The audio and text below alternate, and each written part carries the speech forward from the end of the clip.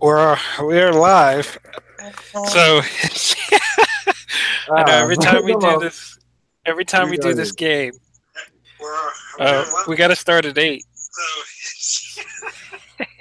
All right, we got to fix this because. Okay. Oh man.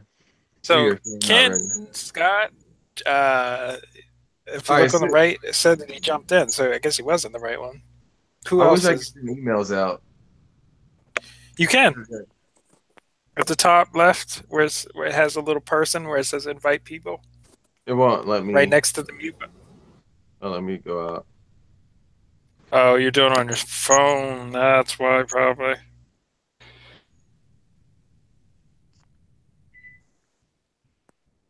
All right, Ken Scott joined the group. Hey, Ken. What's up, buddy? How's it going, man? It's going good. Good. It's Welcome. Not showing my my face on this one. You may have to turn on your camera, or is it a? Are you using a computer or are you using a cell phone? Cell phone. Cell phone. I haven't used it on the phone. I think I'll let T take over for that one. But we are live, just so you know. I want to welcome everybody to our 5th GunBuddiesSocial Roundtable. We have some special guests, which we'll get into while everybody gets situated. Do I need to do anything? Do I need to send out another invite? I'm kind of sending the link out like right now. Okay. So yeah, so basically, you know, of course, it is the Week of SHOT Show. Today was the first day, right? Or was yesterday the first day? I think yesterday was the range day, and today is the actual first day of the show. So I'm sure we have a few things to talk about. I definitely have a particular thing to talk about, especially when it comes to HK. I'm not necessarily an HK fanboy, but I have some relatively strong opinions about both HK America and also, I guess, HK GmbH, the German company, if you want to call it that. But I'm sure everybody has their own stuff to talk about. Also, that Franklin Reformation, we figured out. There we go. Hey, man, welcome. What's up? How's it going? I've been trying to figure this out for like 15 minutes now. All right. Did you get the link from me? Oh, okay. Because I'm trying to. Holy hell! This thing is a fucking. Man. Yeah, I came over to the new link over from Tom. All right. Yeah. All right. You gonna rock this, Tom? You gonna rock the shades during the video? Bro, I am moving fucking mountains right now. You trying to block some facial recognition software or something? What's happening, man? Got the shades on? You know, always gotta dodge the NSA. You know. You triple black dark over there. Yeah. Should we so what should we do? Should we just hang up and wait for Jamil to send us the link or what? I've already sent out the link. Yeah, I got the link. Oh, you did. All right. I gotta get a headset, man. See, I'm behind. You got shades and headsets. I'll be right back. I get shades and headsets. Hey, last video I had body armor on. Oh, wait, we getting out the guns too? I gotta get my saw out. What are we doing? Hey, why not, man? Locs got his job. He got that. All right. I'll be right back. Hold on a second. I gotta get. Yeah, I only see like me and this gentleman right now. I can't see nobody else. Is he in the same? Is he in the same hangout as us? I don't know, Jamil. You gotta send the link, bro. You gotta. I'll send. All right, I'll send. Eli, check your. Eli. I'm sending you another invite. That invite, the latest one that you get, is going to be the right one. All right. Let me hang up and let me go at the link again. All right. Cool. We do another link? No, we're staying in this one. As the link that I just sent, the latest one for Eli is going to be good. And is Jason joining us tonight, or If he can get the right link, you know. All right, I'll send it one more to. This is how the majority of Google chats go. Is everyone here? And then by the time we get to So him, we gotta go. I guess I got some Indian food, and I guess I cut it kind of close. How's that working for you? It was good, man, but I cut it close. So He said, I got it close. so now everything. I'm actually sitting here with a plate right now, and There you go. There you go. So oops. Hey man, you gotta move. You gotta eat when you can. You never know when the last meal's coming. For real. Don't play around with food. All right, so we got a topic for tonight. What we doing? Just meet and greet. We talking. What we doing? Yeah. So I guess the first thing is introduction. this is the. I don't know. Have you guys heard about this thing that we're doing? The Reformation? Well, I'm saying the GBS, the Roundtable. Nope. All right. So basically, what it is Roundtable is basically where we, for the last now 5 weeks, we've been getting together weekly, and we just shoot shit and talk about our perspective on things, and also what's going on in the industry, and also just interacting with people who are watching. Okay. So it's really straightforward. Yeah, so it's kind of it's interesting because we all come from like different backgrounds. We all have different viewpoints. Generally speaking, what I'm saying, not everything, but it's. Whoa, we got to set baseline. We all like guns, right? Right. Okay, all right. I was about to end the chat. No, you can do it. All right. Hey, we here. Hey, we Right, here. so the only Jason. person missing is Jason, right? Yeah. Yeah, I sent Jason. you the message. I sent you the We're not in the right group. Well, we got 6 people here. This gotta be the right group. It's only 3 of us. All right, I'm already just go ahead and say that the biggest disappointment was Reformation. Well, yeah. Well, it's not so. All right. So you sent me the actual. I think it is. Well, you sent the actual video from the CEO, and I understand. There's multiple ways to skin a cat. My point is this: is if anything, this should be the gun that makes the discussion about the NFA, saying that the NFA it's stupid. I mean, it's like we keep beating around the bush, but for whatever reason, the NFA still stands. The concept of it, short barrel shotguns and short barrel rifles. I mean, if you have pistols with a brace, if you have pistols, quote unquote pistols with a brace, you know what I'm saying? That's the distinction. And then you have this, basically, essentially, a rifle with straight cut grooves. That thing is crap. I don't care anyone says that thing is crap. I'm just saying, it's like, when are we as a collective group going to get serious about saying like the NFA needs to be repealed? You know what I'm saying? And you don't hear it coming from the NRA. You only hear, for the most part, you hear it coming from the actual activist side of the gun community. You don't hear it coming from Like you hear it from the GOA, you hear it from the Second Amendment Foundation. You hear from all those groups, but not from the NRA. And the NRA, right? They're taking comments, right? The bullshit that's in the news right now is they're taking comments on the bump stocks. It's like, it's asinine. You actually got states like this. I don't know, it's like 30 or so. They're actually passing laws against bump stocks at the state level. But regardless, if it does not change the fact that it did not, like, this guy was a pilot. I've said it before. I'll say it Captain again. Bump You know Stop. what I'm saying? He could have actually flown a plane into 22,000 people and done just as much damage, if not more. What does banning, a stock have anything to do? First of all, I want to talk about shooting pits that are fabricated. That's impressive. What'd you say?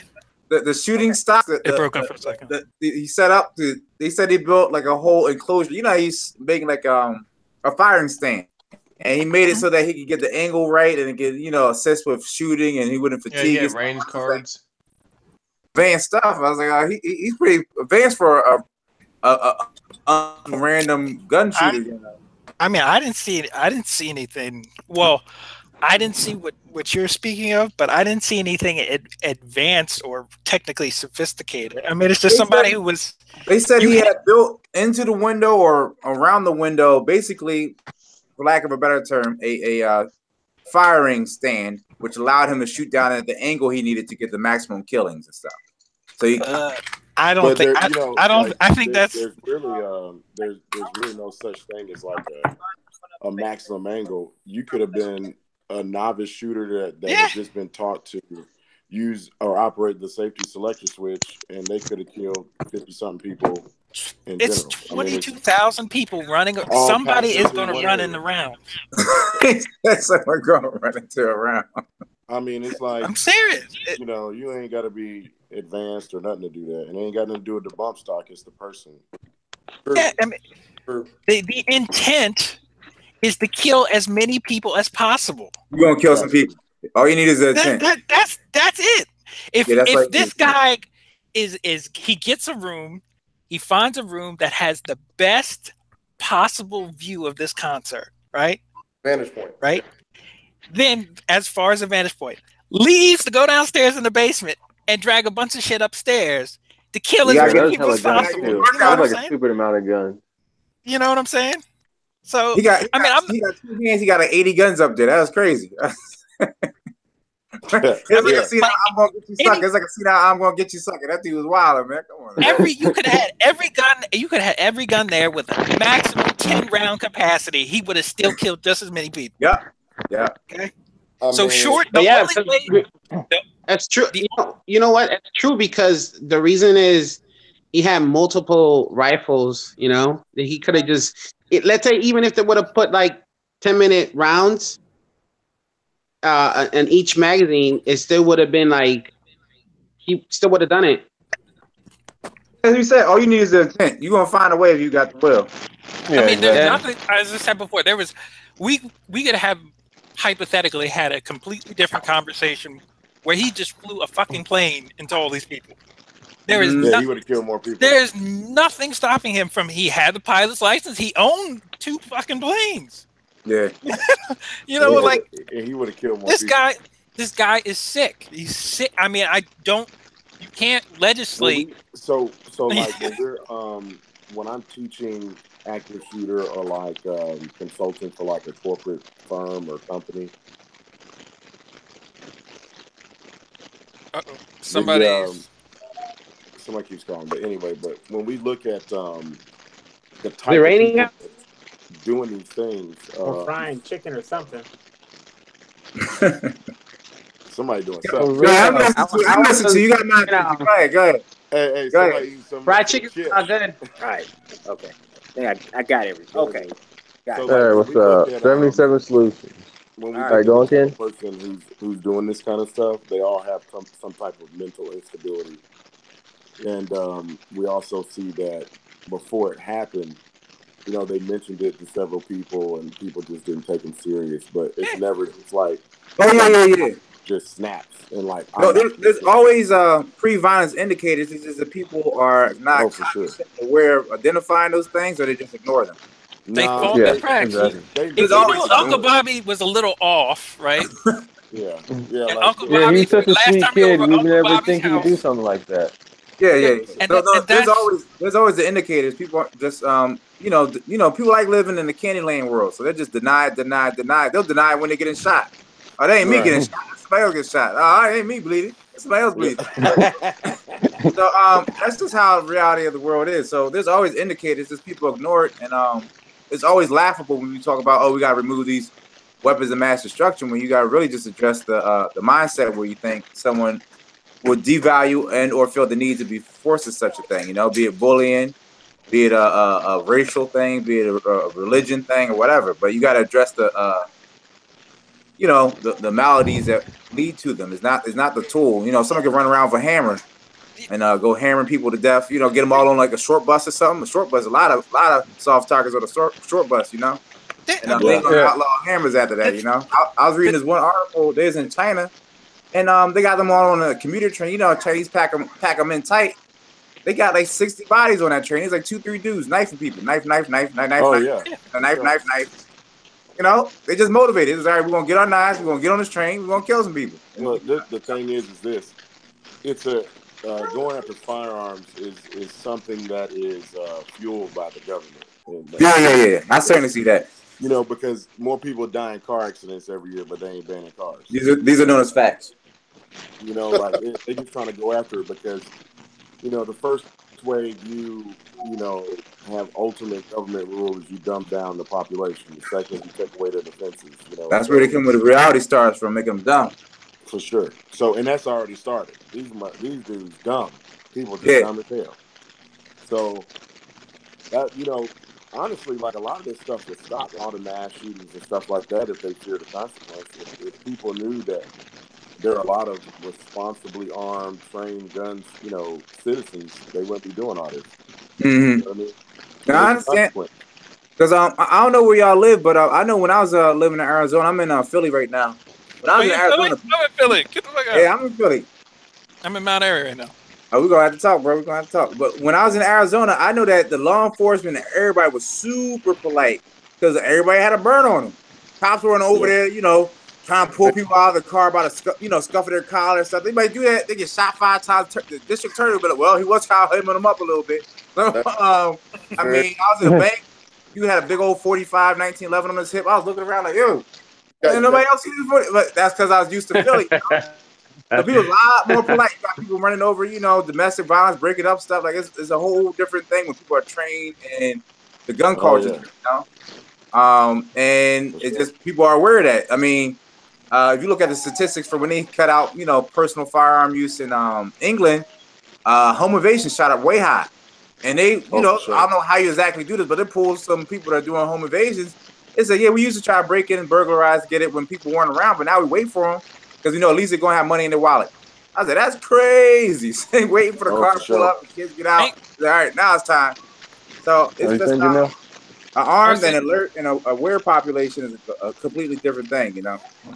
Well, I mean, the main thing now is, again, you know, I've been over there a few times, and, you know, you look at the police, again, it's not like, you know, because firearms are harder to get. It's not like nobody's not dying. People are getting stabbed to death in England. The intent doesn't, just because you banned something, it doesn't change the actual, you know, the people. You know what I'm saying? Yeah. I feel like we got way off topic. We were talking about SHOT Show. We were talking about SHOT Show. No. It's still all relevant. But if you want to jump to SHOT Show, I'll talk shit about SHOT Show real quick. Or what? Oh, I was saying, like, because we talking about the Reformation and how that was a gimmick. So talk about that. I don't know about it. Okay, so what they did was, normal rifle has the rifling barrel that makes the bullet spin, and a shotgun has a smooth bore that doesn't. So instead of making it spin, they just made straight land grooves so the bullet just goes straight. And you're supposed to get 4 to 5 MOA at 100 yards. And when you use their special ammo, you're supposed to get 1 MOA or less at 100 yards. Has anyone seen the special ammo though? It looks like no, I don't think they have it made like commercially yet, but they were saying that in testing. Go back to what are they doing? Nerf football. I've seen it. It looks. So this is for a shotgun? No. What it is a 11.5 inch, basically this, with a buttstock like an SBR, an 11.5-inch barrel that you do not have to register as an SBR because it is not a rifle or a shotgun. It is a firearm. Okay. And so they want to make all those the smooth barrels. Yep. It's basically a lawyer hasn't been paid yet to write the definition to make it illegal. Correct. Yeah, pretty much instead of like spinning rifling, they just gave it like straight rifling. So like the new ammo is supposed to be like flared. For the firearms? So Yeah, the Reformation firearm. Yeah. All right. Well, good luck explaining that to a state trooper with that in your trunk, though. I'm saying, you see the rifling? Yeah. You still going to jail. That's what I'm saying. Like, no, I swear to God, this is a pistol. This is a pistol. Hold on. Has anybody seen the ammunition that Franklin Army? Nah. Nerf. Who proposed this? So this is from their video. Like the president in their video, they're saying that they have ammo. I don't think it's commercially made yet, but they're saying with their ammo, you're supposed to get 1 MOA less. President of what? That's according to Franklin Armory. That's according to Franklin Armory. Well, Franklin Armory is working for the government. It's it's basically a small copper. It like. So I forgot to also mention that the Reformation rifle does have the binary trigger too. I think you can get it as an option on there. Yeah. They used to put that to jack up the price on it because that has nothing to do with Yeah, man. That's what I'm saying. Hey, listen, man, I paid less than like 700, less than 600 for this. So it does the same thing. I can use regular 5.56. So yeah, that's why I'm like, look. The funny thing is the way the ammunition is shaped. It looks like one of those Nerf balls that you would throw. Like a badminton thing. Yeah. That you would go outside and it makes that woo. Yeah, but that be kind of terrifying. All those whistles flying around.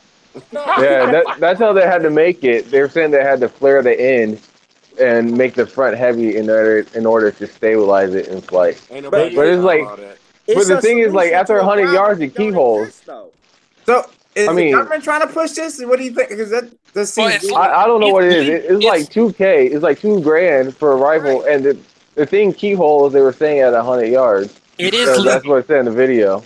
So based also, like the thing is what you got to understand is off the federal definition, it is legal, and some states basically, again, like if, for example, some states in their state constitution. Yeah, some states in their state constitution, they have the right to bear arms. Those states may be more likely to, follow the federal constitution as far as the Second Amendment. I mean, they were saying they'd be good for maybe if California, since it's not a rifle or not. It will not be California. California's probably going to come up with something quick about it. California already called it. But folks, you trying to get 1 MOA out of 11-inch barrel at 100 yards. You not shooting 100 yards with an 11-inch barrel. That's true. These are what we also call facts. That's very true. I mean, no, you can. So I mean, you can. A moose at 400 yards is a 10-inch barrel. He's like, all right. I'm gonna say that an 11.5-inch barrel. It's again. I sent a video to T earlier about this. It's really all about math and trajectory. 11.5, 10.5, 7.5. If you want to go down, that short, they'll all shoot 100 yards, 300 yards. That's true. Meters very easily. That's not why you have an 11-inch barrel, though. You have an 11-inch barrel because the dude 2 inches away from you. I mean, as far as the overall length. So the overall length of the firearm is shorter, or a rifle is shorter. So therefore, when you're maneuvering within a building, it is easier. Right. However, it doesn't change the fact that it doesn't make it less accurate because the barrel is shorter. No, it's just the velocity and the math is different. The trajectory. I get it. I'm saying that nobody with an 11.5-inch barrel is out there trying to be American Sniper, though. That's not Agreed. Like the average. You up there shooting prone with an 11-inch barrel? I'm laughing. Get your ass up. Ghillie suit. Yeah, that guy had a ghillie suit on. Yeah. With an 11-inch barrel, I had a gun. Hey, bro. If you can do it with that, you can do anything, man. Put a 3x9. I'm gonna put a 3x9 on this and take it to the There you range. go. There you go. Do 9x12. 9x12. There you go. Out of everything that everyone saw, we got some people who were at SHOT Show. I mean, from the looks of it, like last year, there's not anything that's truly innovative. There have been conventions. Yeah, there's nothing revolutionary. There's nothing revolutionary. I saw that somebody was talking about, shit show 2018 tag, and at SHOT Show's, booth, like the actual SHOT Show's booth, and it says like innovative things, and the fucking display was empty. Why would you even put it out there if it's empty? Come on now. When you went to SHOT Show, there was only an area about 20 feet by 30 feet that was dedicated to all new stuff. Everything else was just normal stuff. Wow. I'll give you a case of, for me, I'm not, again, as I said, I'm not an HK fanboy. I own an HK product. Of course, I would like to see HK do well. Is this? You gotta be a fanboy. No. I got into it cheaper than normal, so I'll say that. Rebates. No. So they had rebates back in 2014. They had rebates that brought it down based on what I got. So no, not like that. But so what my main issue with HK right now is they are like, so for example, like, I don't know, you guys are familiar with the VP9, right? Yeah. Never heard of it. So in Canada and Europe, it's called the SFP9. Okay. So basically in Europe, they have versions. I don't know if you saw it's kind of like a teaser of all the stuff that they have in Europe that we don't get here. So for example, the maritime version. Why would they make a video like that? What'd you say? Why would they make a video showing all the stuff they got in Europe but we don't get here? That's not right. It's I don't know. That's HK. That's what they do though. HK is based off quantity. They're very based off quantity and contracts. So for example, right now they just got the Marines as far as the infantry rifle. That's questionable. The M27. Yeah, exactly. So, but with that, they're building a factory. Of course, with every contract that they get, you typically have to build a factory in the United States to produce it. Look at Beretta, look at FN, HK is going to be no different. The problem is with them. HK is already in Georgia. Well, they have they don't really assemble. I mean, the HK-45 is the only thing there that they really were assembling, right? No, they're doing the VP9 there already. Assembling. It's still made in Germany. But the thing is this: when you start looking at anything, like for example, if you look at the the SP5, whatever the short, compact MP5, whatever you want to call it. Mm-hmm. If you look at something like the G36, et cetera, they always say that they can't import it here because of what? The import restrictions. What I'm saying is why not just send the parts to the United States like everybody else is fucking doing and have it be assembled here? That's what they're planning to do, though. That's how they're planning to do. This should have been done already. So if you look at if you look at SHOT Show, they're still pushing the VP9 Tactical, the VP9 SK. They're talking about these magazines that they have nothing to show. It's really kind of like, it's frustrating how conservative the company is. The only reason they're pushing those is because they're not really they're not gaining any market share. They're actually kind of losing. That's what they're really in, like, they're going to desperate mode. The only reason they're only pushing guns and nothing else is because, remember, H&K, they don't care about the civilian life. They don't care about the civilians. They only care about government contracts. That's all they care. The United States, as far as, again, we don't buy as much stuff, of course, as militaries do. If you think about all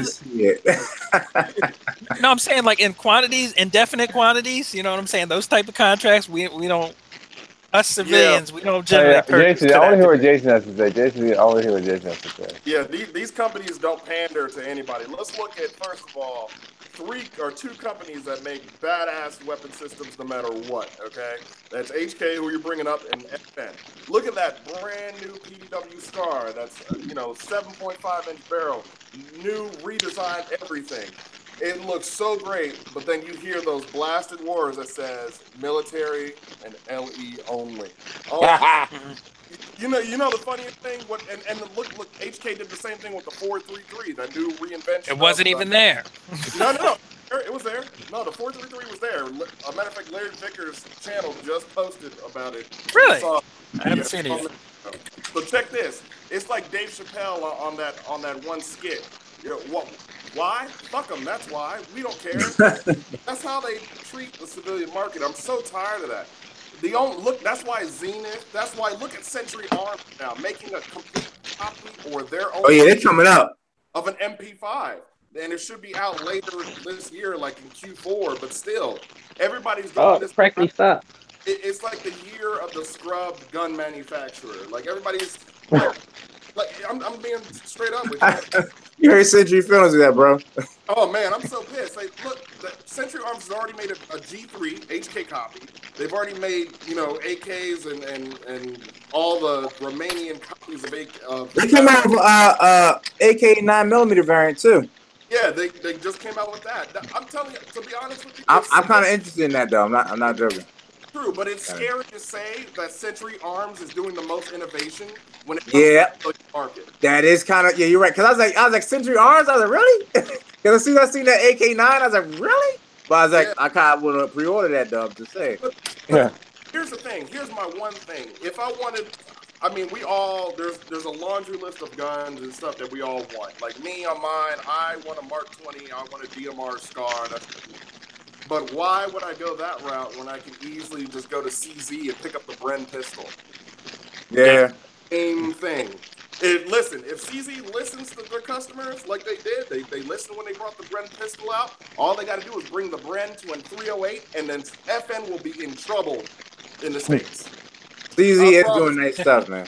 FN trouble. They will literally, the FN manufacturer with FNX Tactical and most of the Scar 16s are made is 45 minutes away from my house in Columbia, South Carolina. But like I said, they don't care. Fuck them. That's why we don't care. Whatever. I can't. It just boggles my mind that we, it's supposed to be a consumer rated and all this stuff shot show, but yet, you're getting stuff that we can't even get at all. Look at that one firing system. That's that rotary Century Arm thing. I saw the retail price for that thing, $120,000. Who was out here spending $120,000 on a gun? Like, I'm sorry, I don't work for DOA. Like, I don't work. Yeah. Are you nuts? That's crazy. So my question is what is stopping them from, for example, all right, so the 433 is there. What is stopping them from releasing that? I mean, other than, of course, doing the R&D, but how HK rolls, I'm pretty sure they've been doing the development on that for a very long time. Why hasn't it been released? I don't know how much R&D it takes just to put a single fire mode on there. It's basically like it's a copy of whatever. It's kind of a copy of everything. Like it's no different than what the MCX from 6 Hour. It's no different than, again, it's to compete with, again, the Scar. It's to compete with, the CZ Bren. It's I'm not understanding why that hasn't been released, right, to mere civilians. Or like this. I don't know. Like that's a good question. The one gun that I pray to God I can get my hands on again. I pray each and every night, even as I sit here and take care of my son and my daughter. Why I own a civilian legal MP7? What is stopping them? For example, these magazines, right? Right. So they have that factory in Georgia. What is stopping them from building these same goddamn magazines in the United States? You know what I'm saying? What's stopping them from doing that? Are they going to call that the import laws? Again, that's the reason. Like somebody was saying on the Facebook, their Facebook page is cute and all that, but I'm looking for action, and I've yet to see that. There's no reason. There's no reason why that maritime, the maritime gun, the long slide VP9, all the there's no There's no reason. I mean, and now they just trickled out again. The VP9 SK. I'm sitting here like, okay, where's the rest of the line? You know, there is nothing stopping them from bringing it here. Nothing. It's so conservative. It makes no sense. You're right. Just to make you mad. That's all. I don't know the inner workings of the political structure of companies like that, but only thing I can really think is back to what my man was saying about is just like, fuck them. That's why. Like, they just don't have the interest in it. But they're not like they don't have the connections and the money. Like, what else could there be? They don't give a fuck. Fuck this is the best part. But they're selling to civilians in Europe. Correct. People who are restricted in Canada. This is America, man. Canada. With the big dick swinging around and the fast cars and the hamburgers. Fuck them. They don't need our guns. Hamburgers. Hamburgers. You know. Okay, hold on. Question. Hip-hop. What was the ugliest gun? What? What would you say was the ugliest gun of SHOT Show? What will forever be whatever that hacked up Glock is that they do that. With that long ass handle. Yeah. G19X. Oh, the G19X. That's the dumbest damn gun I've seen. Yeah. That is horrible. So let me explain. Horrible. Behind the Glock 19, people at Glock are saying, "How can we get these people yet again to buy our shit?" I know what it is. We'll take a Glock 17, a Glock 19 slide, and chop that bitch. Yeah, that Glock X look like straight garbage. You know, but you know what? Why can't you just put a 17 mag? I tell you this. Bro, just get the stick. I'll tell you this. Yeah. Pull out the stick. Extendo clip. Yeah. I'll tell you this though, for real. Look, the thing is, if they would have actually came out with the original, the Army prototype one, if they would have came out with that one, then a lot of people would have buy, because you know why? It would be like a hot collectible one. It's a collector's because it had a slide. I mean the safety on. The SIG is gonna offer. That's got to stop. The collector bullshit. That's got to stop. So what happens is you basically encourage them to come out with this bullshit. Because somebody is guaranteed to buy it. Why did they put a hole in there for like a lanyard or something? What was that? These fucking clone rifles. Because it's like from the military trial. You know, these retro clone rifles, etc., etc. They spend all their time in milling and tooling for these fucking rifles that the majority of people do not fucking want. Okay, I'm sick of the bullshit. Oh, somebody don't buy it. There's a bunch of people. And that's why they. So like, that's the fanboys. It's like people lining up for apples all day. So then the other. I'm not gonna buy it. With the 19X is the main thing is going to be, of course, the reason why they're. Again, the same thing with like the 34 is because they have to potentially sell these guns, potentially be used for duty. That's the main reason why. Their whole marketing strategy behind the Glock 19X doesn't make any sense. They're like, you can carry the gun concealed and all that kind of stuff. It's got a shorter barrel, etc. But the grip's sticking all out there. That's what I'm saying.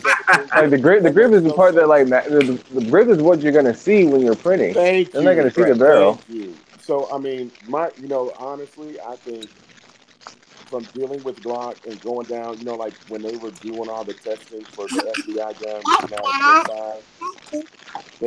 I went down there and did a lot of shooting with them and stuff like that. And they were having like this big debate over removing the finger grooves.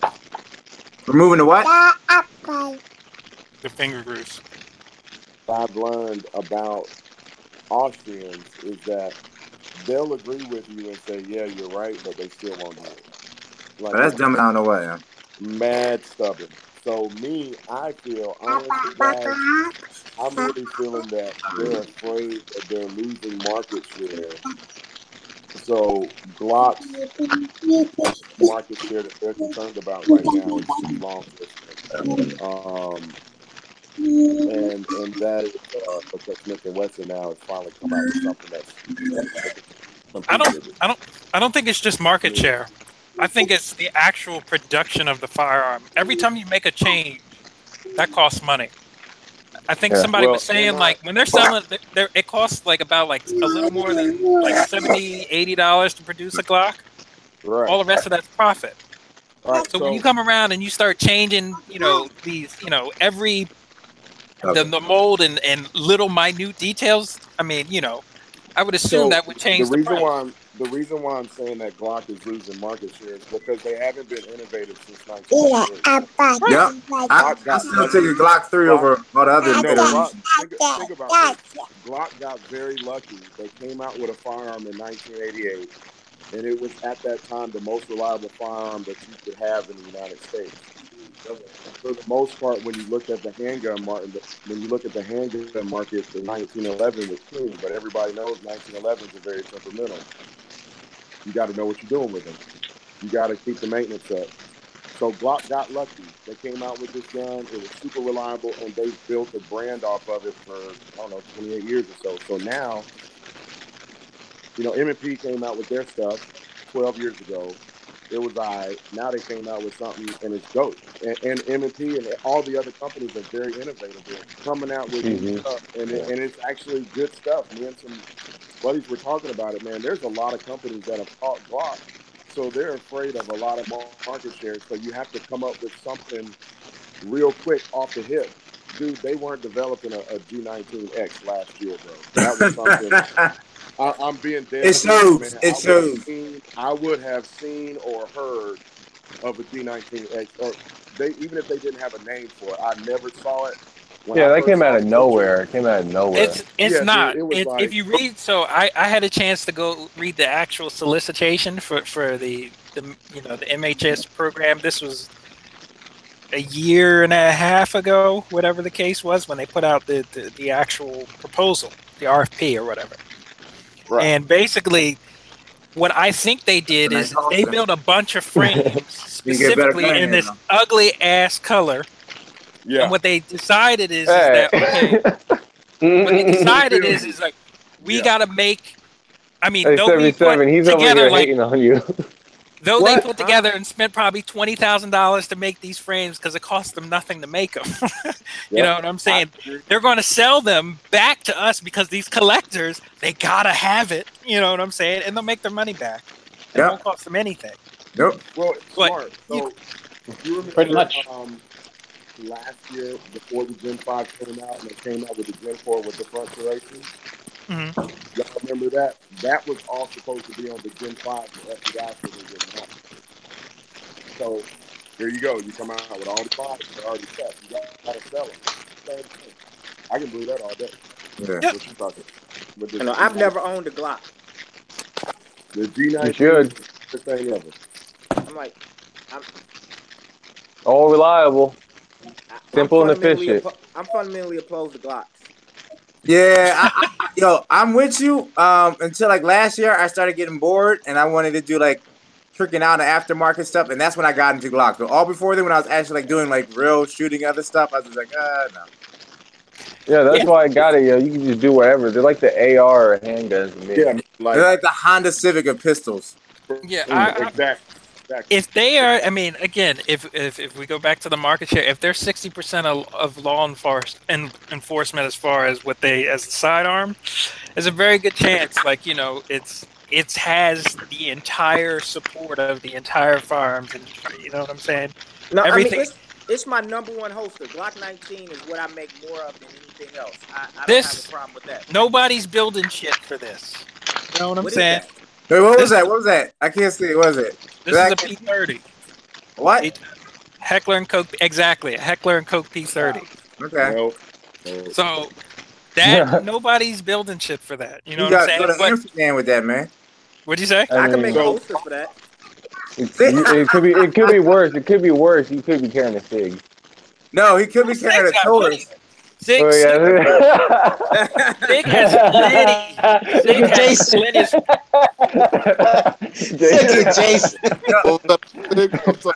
I told you the whole reason I hate Taurus is like 2000.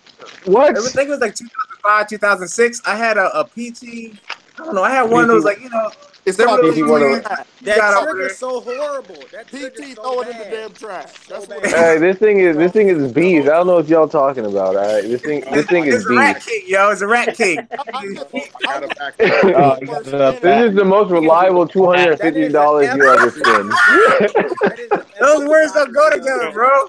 No, he's right. As I say, this is the fastest 4-cylinder on the block, yo. Like everybody else. Like, Hey, man. Hey, if I get him my 10-speed downhill, I'll eat up a 4-cylinder. hey, this thing is reliable. I don't care what y'all say. Every time you go to a gun show or store, it's some dude smelling like weed trying to buy a Taurus. Get a profile there, bro. Get a profile of Whoa. Right. Get a profile. God damn. Taurus is the Daewoo of the firearms industry. Hey, that Daewoo is reliable. That Daewoo get me from A to B. I gotta all right, let's leave him on. Leave him on. Call this meeting together. Let's go. No. So like, if I have a student and they just can't afford anything over $200, I'd rather them buy a Taurus PT 111 than anything else. Agreed. Definitely agreed. But I'm still talking about him though. Yo, I gotta get off. I'm gonna make this Canic my competition pistol. I like this. Canic is that's a nice Canic. Canic is the nice. Canic TP9. Canic is nice. Janik. that's really good. A Janik. There you go, Janik. No. Yo, blacked out rear. Hashtag blacked out rear fiber optic front. Hashtag. That's not a hashtag. That's not a hashtag. Canic. Hashtag blacked out rear. J. Hashtag. I love these Warren Tactical sights, bro. I love Warren Tactical. Warren Tactical, yes. I have to say, I'm gonna give me some Warren Tacticals for my Glock. I'm just letting you all know right now. I love those sights. it is literally a serious value, as far as like as the market that it comes in. It is the heavyweight within that. 300, 350. What is the Canic? Yeah, the Janik. Here's the kicker. Everybody wants that shit. Hold on. Who makes Canic? I don't know. MKE. Well, it's a Turkish company, right? It's Turkish. Who makes it? MKE. They're in Turkey. Whoever they But are. they're bought from who? Century Arms. Century Arms. Century again? See Century, I'll tell you, making moves, bro. Yeah. I'm about to go over there tomorrow and apply. Century is I'm going over there and apply. I got an in. I know somebody. They're half importer now, half manufacturer now. Yep. So but really, what's coming again? The Turkish stuff is MKE, which is their Turkish military arm or whatever, the military arm of the Turkish government. Man, the Turks been making guns for like 200 years. Yeah, they got some good stuff. I also I don't agree, with the shit that's going on. They're killing innocent people over there. But anyway, hey, America doing the same shit. Again, the ZQI ammunition is also good ammunition. I have a lot of that. This shit's good. That's Turkish? Oh, yeah, that's NATO. That's like solid NATO. It's Stagnag or you said ZQI? ZQI. Yeah, military arms channel uses it a lot. ZQI is solid. They used to sell at Walmart, but Walmart and them got in a little battle and no longer at Walmart. Yo, I'm about to get off. Can we say like our names and where we're at, what company we're with? Because I know. Yeah. Go ahead. Yeah. I know. So I'll start off. My name's Adrian. I'm from Philly. I'm Halo Defense Solutions. I focus primarily on civilian stuff, getting people CCD, CCW, and home defense stuff like that. Basic training. I'm ex-law enforcement, but ever since then, I've just been like, hey man, you don't got guns, stuff can go bad real fast. So ever since then, I stayed up on it because I was always a dude like, I don't need no gun, man. I'm just knuckle up with everybody like, I got kids. I be carrying groceries. Like, I'm gonna just shoot you. Keep moving. I'm not gonna box you. All right. So so that's me. Halo Defense Solutions. Where the rest of y'all at? I guess I'm Jay. I'm GunBuddiesSocial, Philadelphia. Basically, I'm a student of the gun, I guess you could say that, and 2A advocate. Okay. Basically, been it's about 5 years been carrying. Just basically, it's been a journey. It's a good journey too. All right, that's dope, bro. Me?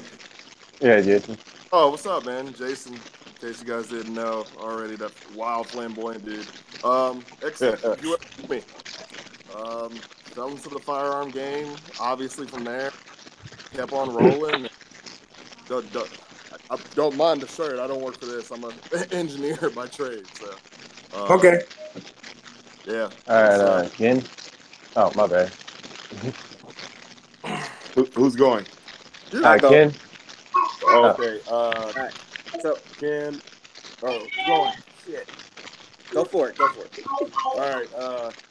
Ken with Perfectus Group, contracted security, law enforcement. We teach military, law enforcement, civilians. Teach people how to stay alive, man. That's it. Ken, where you located at? Do what now? I said, where you located? He said in North Carolina, South Carolina? Atlanta, Georgia. Georgia? All right, Georgia. My brother's down there. Oh, okay. Yeah. First of all, I like Ken's stand up in his thing. Be the switch. That is. Hey, bro, yeah. Be the switch. We got some apparel coming out with that on it. Hey, let me know. I can wear it for you. Brother, black I hat got for you, like man. months. We do the firearm stuff, man, and but to be honest with you, like when I first started this, it was to teach people how to protect other folks, but it's turned into something much bigger than that, where it's like a movement, you know what I mean? Where it's like, how do we get everybody of every color, every gang, I don't know, religious background, how do we get people understanding that, we can't depend on society, you can't depend on law enforcement, you can't depend on somebody else to protect you. On the same, yep, I'm on the same tip, man. A lot of people just take stuff for granted, man. I was talking to a client last weekend. She went to FMJs. I was talking about, like, you hear about, like, people getting, like, shot, like, 5-6 times and surviving. That's what they're getting hit with. I was like, you need some hollow points. She's like, I don't really want to hurt people. I was like, you shouldn't have a gun. Don't stop that. All right. Eli? Yeah. I go by Eli EDC. I'm just like Jamil. I'm a student of the gun. I'm pretty much got my CCW this year, and Congrats, so far man. I just Congrats. and I'm also from Chicago, Illinois. I'm also one of the most restricted gun cities in the entire nation. That means it's safe, right? That's my parking spot. You get out, show a little imprint, keep moving. Pretty much. Yep. Tomorrow.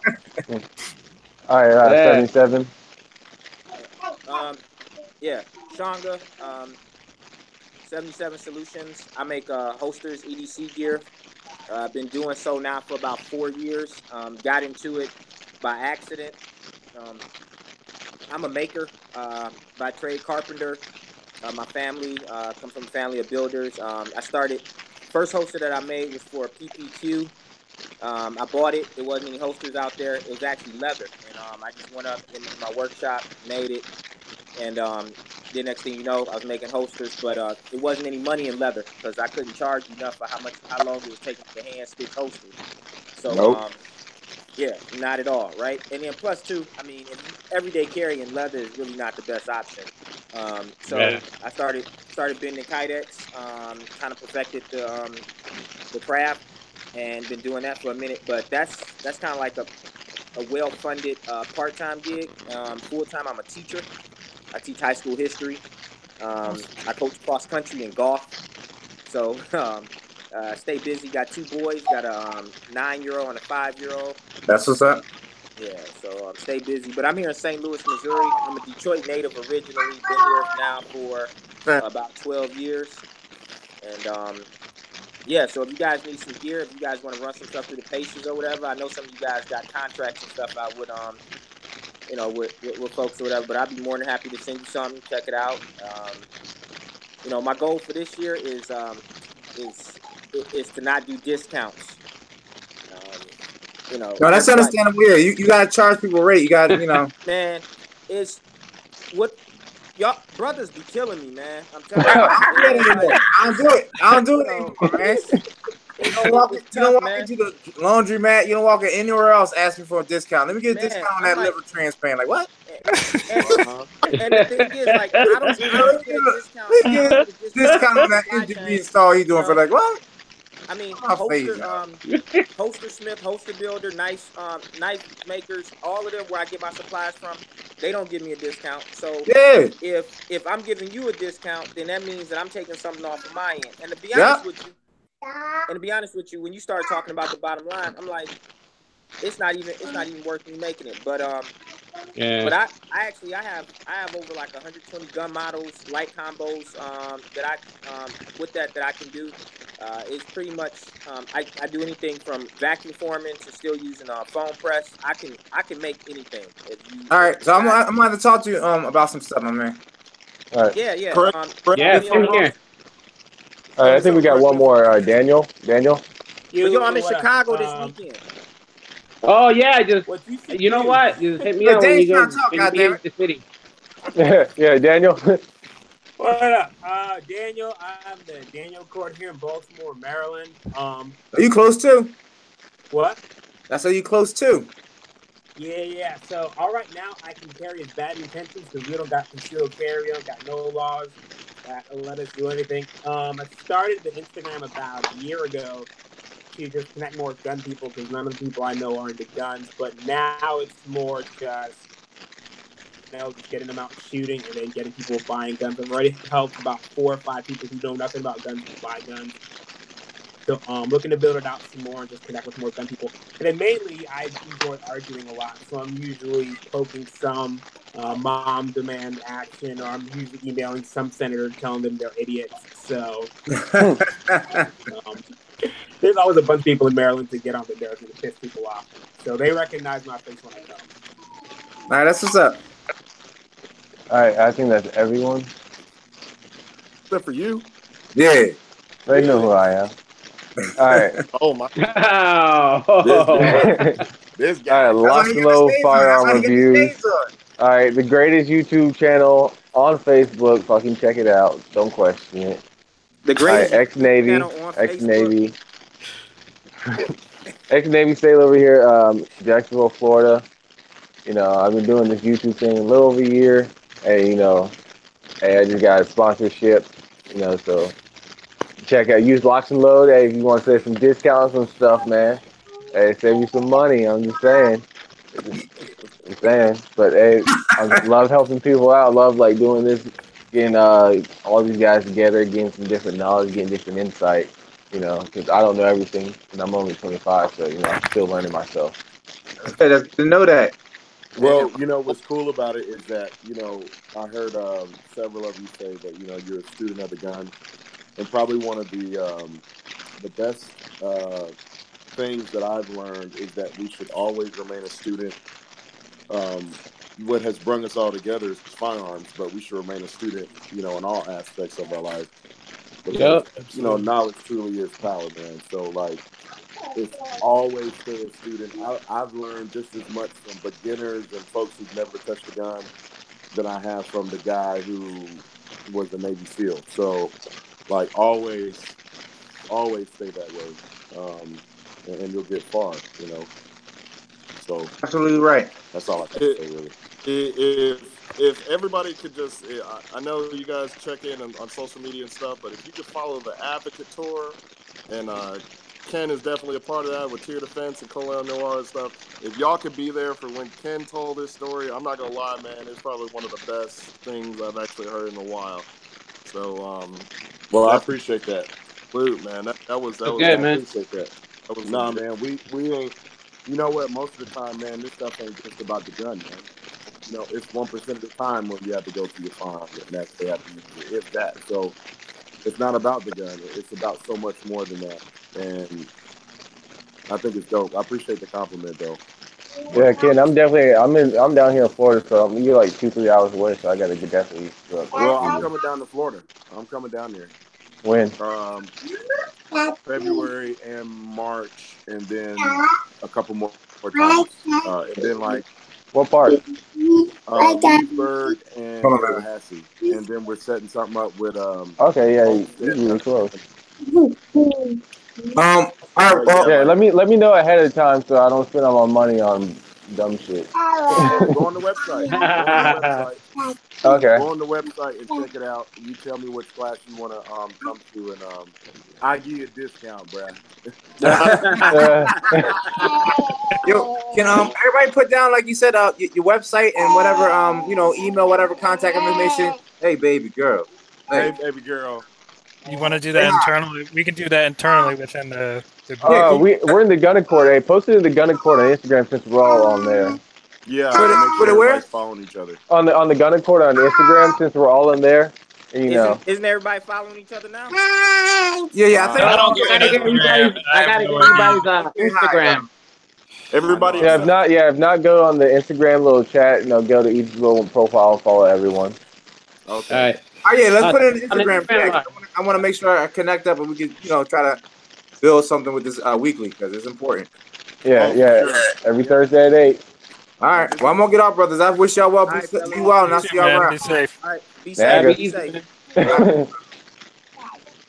So I gotta sit here and try to plug. Who actually is all a member of NAC?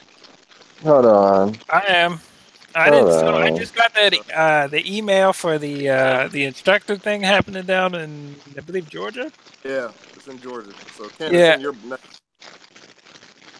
I may take it just to take it because support the cause. I wanted to go for the competition shoot they were having. I thought that'd be nice to do. Because again, as having the instructor cert is great and all that, and it was fun taking the course with good people and all that stuff. But I don't know if I'll renew it. I may take the what is it? Damn, I forgot the other one. The other instructor course. That's recognized. It has it's like the target. Damn, what is it? This should be mandatory in Chicago. I feel like every house in Chicago should have a gun by now. No. You know what? That'd be me. If I was mayor, I'd be like, yo, fuck this. Everyone get a gun mandatory in your house. No, they don't want you to. They tried to do that. They don't want you to. Yo, because you can't take them off the street, so it's like, yo, defend yourself. That's the best you can do. Yeah. Over here, it's so restricted. It's not even funny, man. I mean, you can even go to restaurants without that stupid, that no gun sign allowed. It's stupid. It's ridiculous. They don't even notice that they're actually losing money because of that. You know what I mean? What sign are you referring? Range Master, that's what it's called. I want to take the Range Master. Yeah, I don't see too many of those in Florida. Yeah. No. Better sign? Is that what you're saying? Does North Carolina have no gun on outside? Is that legal? North Carolina weird on our concealed carry laws. It makes no sense. So let me get this straight. I can go into a bar and carry my weapon, but if I start to consume alcohol, I have to go straight outside and take that thing to the car. Yeah, ain't nobody ever did that. Pennsylvania doesn't have that. We don't have that. Well. No parades, no picket. If there's a picket fence or a picket line, you cannot bring your firearm. That means parades, marches, whatever. You can't bring your firearm. You gotta move to Georgia, bro. I know, man. You know what? I want to move to Georgia. Yeah, you need to. Georgia or Florida. Georgia or Florida. A couple of restaurants that they'll put no firearms allowed. Ain't nobody ever listening to that crap. I was thinking about Texas too. Texas, man. Yeah, move to the South. The South is you want I guess the best gun law. So this is the question that I asked this question to an attorney friend of mine. I said, okay, so an establishment that puts a sign up that says no firearms allowed, are they basically telling you protect you in the event that something happens? Because when they take that ability away, that sounds like a pretty good lawsuit to me. And he was like, that's a damn good argument. That is. They are now taking responsibility for my life since I cannot protect myself. No different than having a security guard or armed security guard or something. That's the whole premise. to reduce the liability. So I've never listened to none of that stuff. Ain't nobody gonna tell me what I can do with my firearm, and that's just me. You know. What? Yep. That's just me. I mean, it might sound. It's definitely not politically correct, but you know, people shooting and causing great bodily harm to innocent folks ain't politically correct either. So, oh well. I'll consider myself a sheepdog any day. So yeah, any day. Nah, any man, day. I think this is dope. I'm glad I caught it this Thursday. I was pretty upset that I missed it. Yeah, I'm glad it's like every week more and more join. Today we had a packed house. Here's the people we're working on. Everybody's gonna mute their stuff. Oh my God. Oh. That's what we're gonna work on. Everybody's gonna mute their stuff. We're gonna get in here on time. Yes. Oh, bro, this shit was so fucking stressful. You don't know. On time if you're 5 minutes early. If you own. All right. So when I set it up, I'll make sure that I'm in 15 minutes before it starts. Then I'll send everybody out the link. We had like 3 different groups. 77. Yeah, we did. I had. So what happened was I got the Indian food, and then I got distracted. So hey, I understand that. I was late. I'm sorry, y'all. It's just serious in this household. So fucking serious. Hey, hey, don't make me go break off a switch. I go live on Wednesdays at 8 p.m. on both Instagram and Facebook. And that's 8 p.m. Eastern Standard Time. Yep. But if you want me to speak about a particular topic, just shoot me a DM or email or whatever. Right. Because I only want to talk about stuff that's relevant and that people actually have active questions about, not just some random BS. You know what I'm saying? So yeah, because we ramble a lot. Just shoot me a message. Like we this ramble week, a lot. Talk about concealed carry, weapon-mounted lights, or having a handheld. Yeah, weapon-mounted light all day. Weapon-mounted light all day. Yeah, weapon. Speaking of which, yeah. I think Surefire, though they didn't do anything revolutionary, the evolution that they're at now, I'm happy that they're fucking getting their shit together. Oh, right. I said before, because I said before when I heard about the scout light, the dual fuel scout light, this 1500 lumens, that's good. Why wasn't that out 15 years ago? No, hold up. like 3 years ago. To be honest with you, I tell you who just killed Surefire and Streamlight's game right now at SHOT Show, and that was Cloud Defensive with their crazy integrated weapon mount light. That's I haven't seen it. Cloud Defensive, yep. Yo, loved it. Wait, link? Can you link it internally? I'll link it. It's a 2-cell light. It's just the Streamlight HL, or not HL, the ProTac Rail Mount 1, and it's just like the Surefire Scout, but it's all together integrated. So it's no more cable management you don't have to worry about. It looks like Oh, really? Yep. Yeah. That makes so it's like the Unity tactical thing. Correct. Yeah, it's like it's thick. Right. Okay, I'm interested in seeing that. Speaking of weapon lights for Glock, something that's like an XC1 or don't get the XC1. Enforce. Oh, the other one, the LTC one. Something like that. They're going to be flush with the barrel. Something flush with the barrel. You know, I don't want something sticking out like an X300. Man, it's not that bad. It's all about the holster, dude. It's all about as far as the belt and the holster. But I don't need all that. I don't need that big flashlight. I want something that's really the smallest, best flashlight I can get on here. I don't. I think you should take a. And I think between the Enforce or the XC1, between the Enforce and the XC1, I think would get. My personal opinion between the XC1 and the Enforce is the XC1. I'd take the XC1 over the Enforce. Yeah. The first iteration at of gunpoint, XC1, Surefire had some issues with it.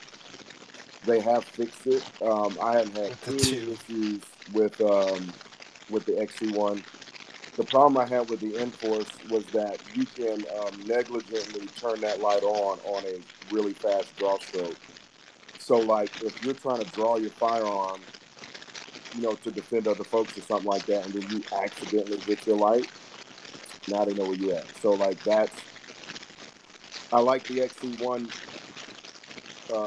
Another reason why I like the XC1 is because the way to turn it on for momentary is completely different than how you turn it on, you know, completely like turn on and leave it on. And that's kind of important because most of the time, like in gunfights, if you're going to be using a weapon mounted light or deploying that, you're never going to be really in a situation where you need to turn the light on and needs to stay on constantly. You need to be working that momentary.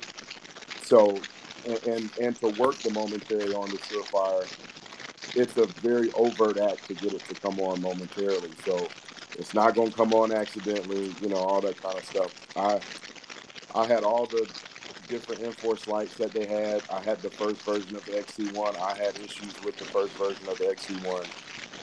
When they came out with the new version, they sent me the new version. I haven't had any problems with it. So if it's your everyday carry gun, yeah, dude, that XC1 is dope. Okay. No problem. But Surefire sending me some new stuff.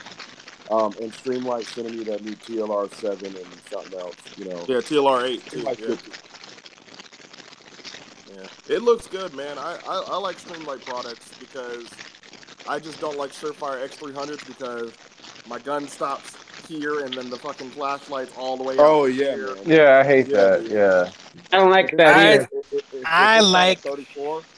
Yeah, if it's not a Glock 34 or a 17L or a 1911 or something like that, it's not going to fit flush. The only gun that thing fits flush on is my 34 and my 2011. That's it. But you guys are understanding why that's the way that it is, or what it's used for when you have a compact gun, right? Are you talking about for striking and stuff? For the standoff. So, for example, if you put this for whatever, if you put it up against a barrier, or if you put it against, you know, whatever threat, whatever the case is, what happens is again that standoff, that distance between, of course, the muzzle and the end of the flashlight.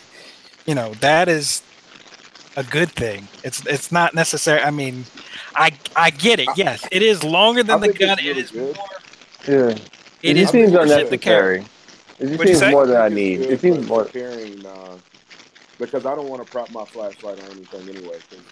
If I accidentally turn it on now, all that spill is coming back and blinding me temporarily. So I'm just gonna shoot you with it. Like that's what I'm just like. That's just me, man. So like I don't with Surefire stuff, man. I don't think there's any difference between Surefire, Streamlight, and XC1 as far as quality is concerned. It's the operation. I will give you that. It's the operation of it. Yeah. Like, it's the money. Oh, for sure. I see Jason down there doing, dude, the money. Yeah, man. Surefire is expensive. There is a tax. There is absolutely a tax. Law enforcement career, all I used was Streamlight. It was great. I only had one break, and they sent me out a replacement. No questions asked. The only reason why I went away from Streamlight is because that toggle on the back.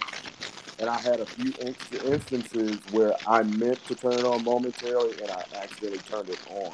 Right. And, you know, it's a stress response. And that's why, like, the different ways that you activate the light, they have to be completely different. They can't be similar. Mm-hmm. When you start thinking about, you know, the body's response to stress and all that kind of stuff. So that's the reason why I lean more towards more towards Surefire. If somebody can't afford the Surefire, buy a Streamlight.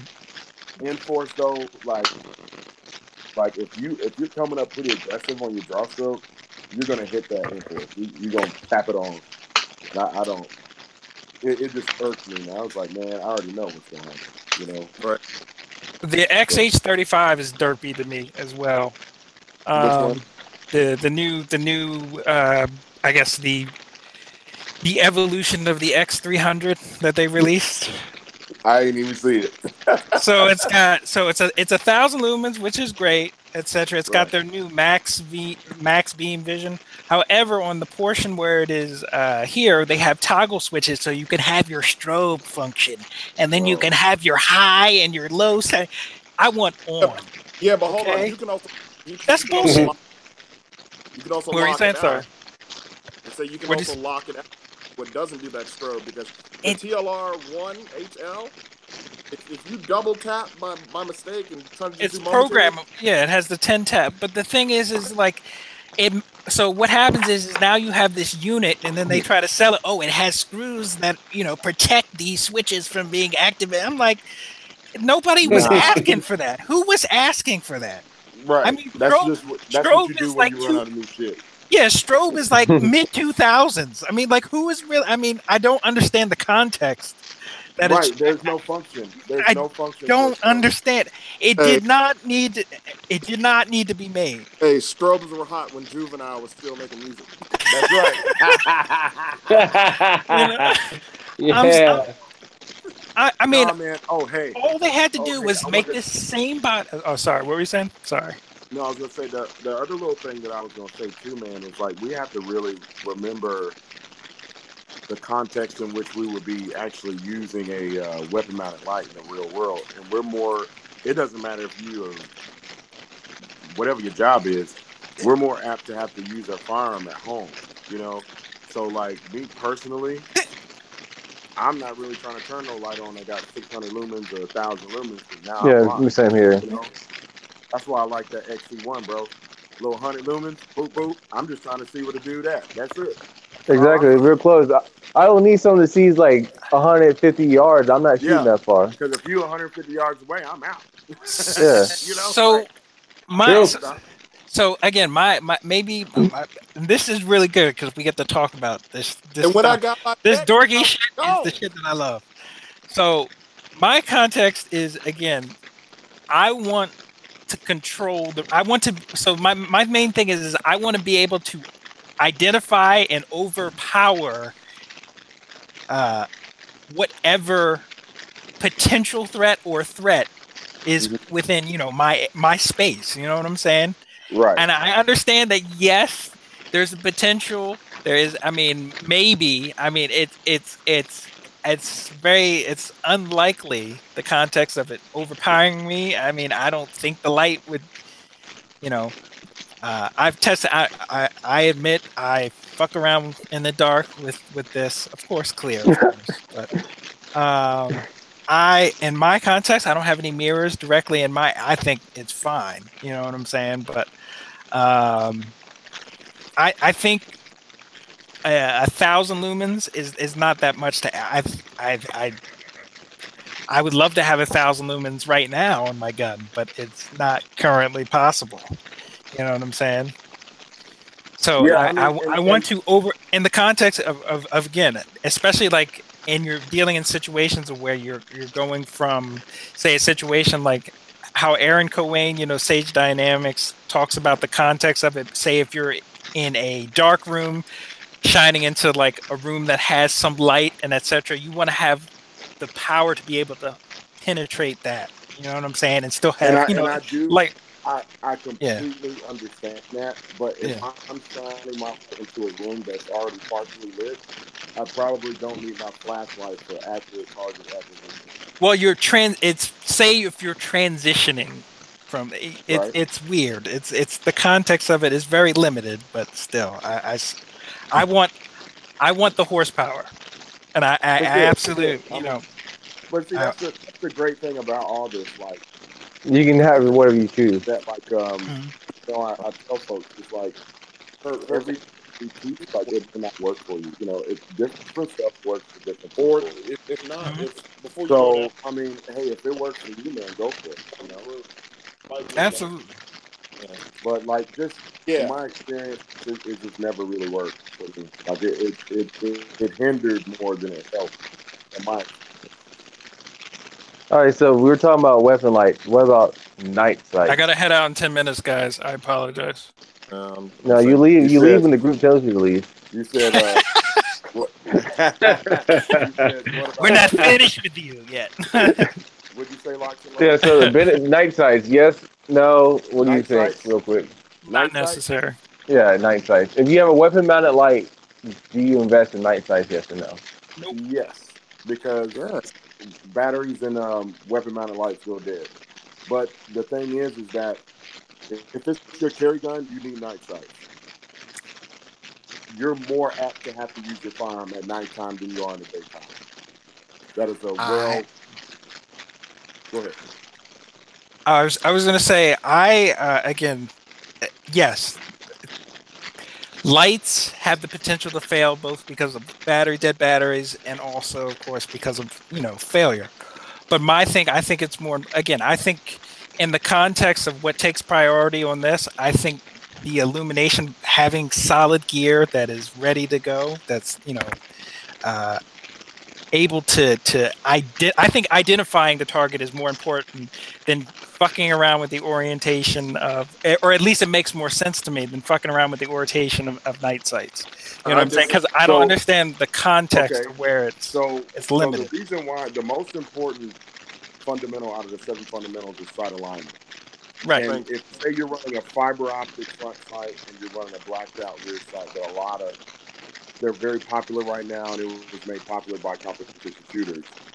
If you can't align your sight, say you've identified your target, but you can't adequately align your sight in a low light situation, you're going to miss.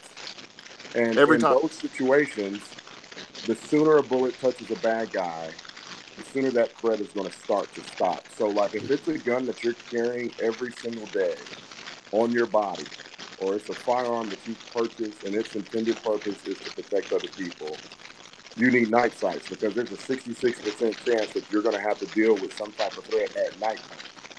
So regardless, I'm going to be honest with you, in most of my career, there was maybe only 3 times that I actually had to use a weapon-mounted light. But every single time I had to get on my sights, and they had to be aligned correctly. I think the future of this, and I guess, again, versus the night sights, is why I'm so adamant about transitioning to the RMR. I think the RMR is the evolution of that. Yeah, I feel I do want to get an RMR cut in this Glock. Try them out. I mean, I feel like, with the night sights, I don't think it's necessary. I think the light is necessary.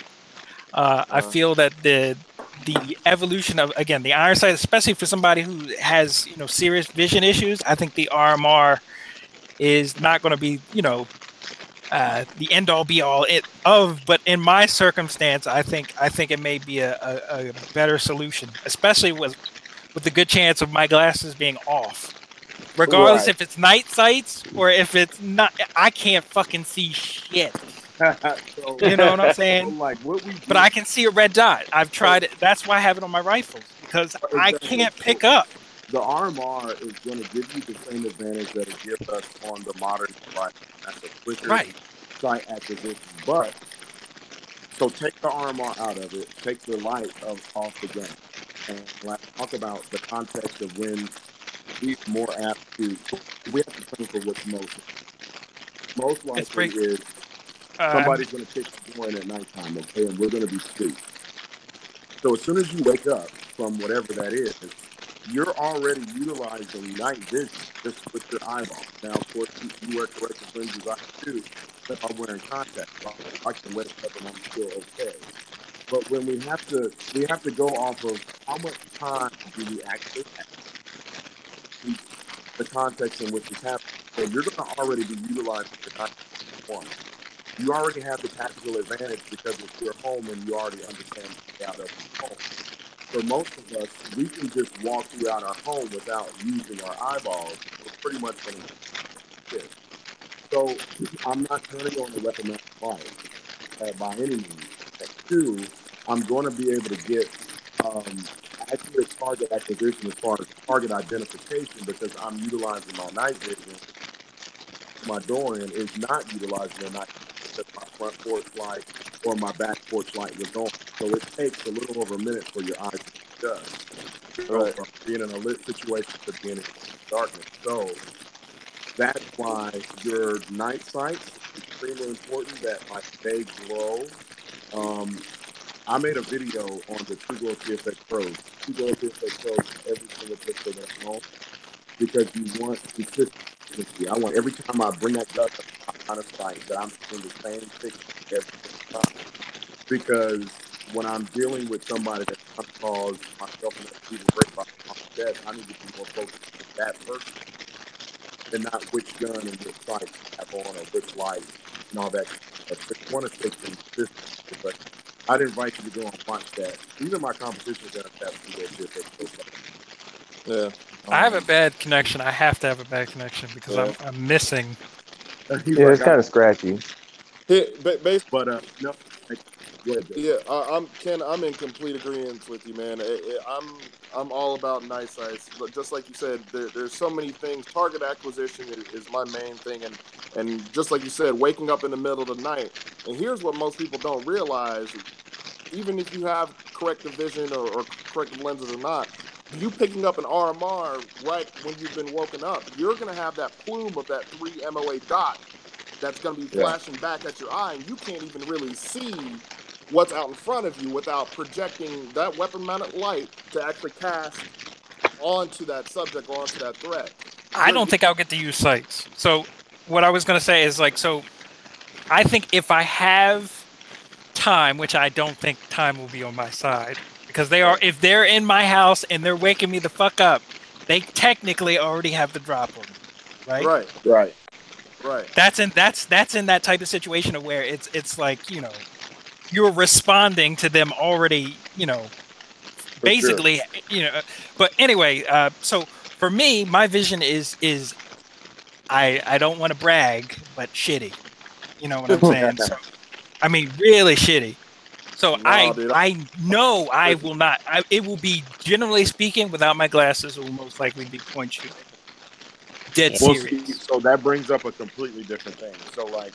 So for me, that's partially the reason why I'm not crazy about night sights. RMR is better if I have the chance to be able to use a sight. You know what I'm saying? Right. And then, so for me, it's more important to have the light. I can identify that threat, generally where that threat is, and light it up. You know what I'm saying? Right. So it's very dirty, quick and dirty. For you, it's going to be a little bit different because of your eyesight. But what the only part that I'm trying to make as far as the weapon mounted light part is that there's very few circumstances where you actually need a light to get a confirmed target, to identify that a target is there. So what we teach people is you're looking more for the silhouette so that you know where the person is at.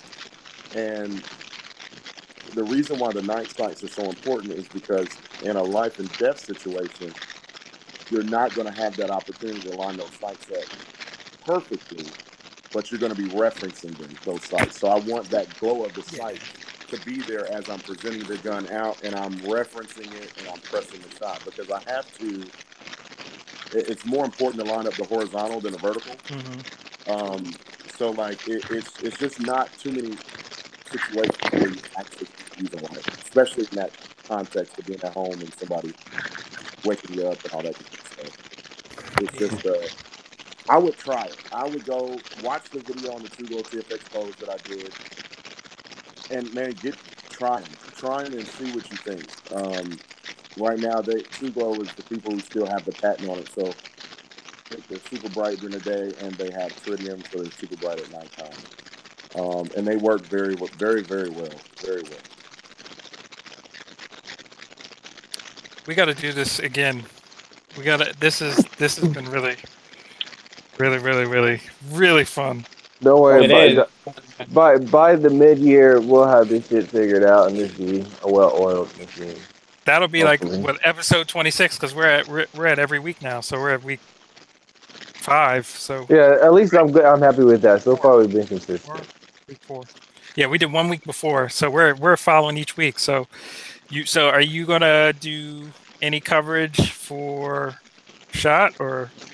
Me? Yeah. I mean, the thing is tomorrow, so probably no. Well, I'm saying you gonna do any interview with anybody? It's kind of like, I know it's from my experience from the music side of it, NAMM, it is overwhelming. So I'm pretty sure you'll be man, you're so lucky you go to NAMM. Yeah, I've had 3 times. I didn't get out this year, but hopefully next year.